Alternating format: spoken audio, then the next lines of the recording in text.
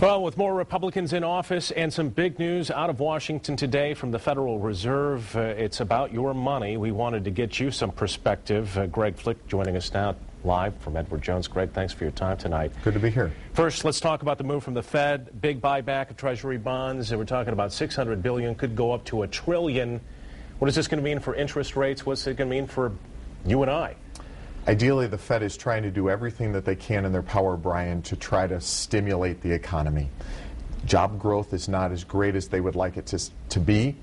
Economic growth is not as high as they would like to see it. And so they're pulling out everything out of the bag of tricks to try to buy back treasuries, try to get interest rates down, and try to stimulate economic growth. We always talk about how the market is forward-looking. They anticipate change much sooner than most of us realize, and a lot of this stuff's been built in. So let's break down what happened last night with this power change coming in January. You were just telling me off camera that Wall Street sort of likes a little friction. They like the gridlock. They like the aspect that the House is going to be controlled by the Republicans, and the administration is a Democratic-controlled administration, the Senate's with the Democrats. Why is that? Neither party has the ability to run unfettered without there being some checks and balances. And checks and balances is what our whole system is built upon.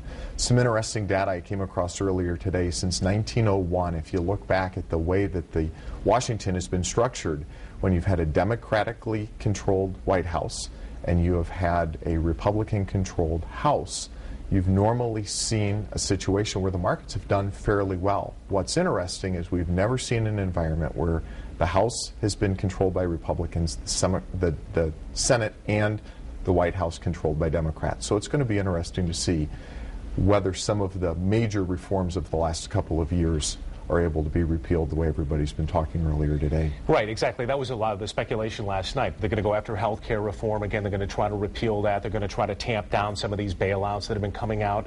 Why does Wall Street look forward to that?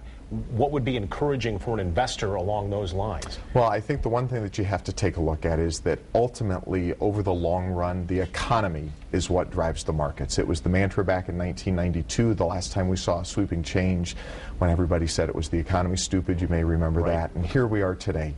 It's the economy. And long term, the economy is recovering, although it's not recovering as quickly as we would like it to.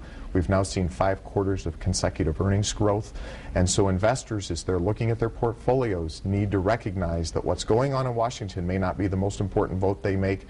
The way that they allocate their investments between stocks and bonds, domestic and international, may be the most important vote to determine a victory or defeat success-wise investments. It always comes down to that. It does. Yep. Greg Flick with Edward Jones, thanks for your time tonight. Thanks, Brian. In the studio.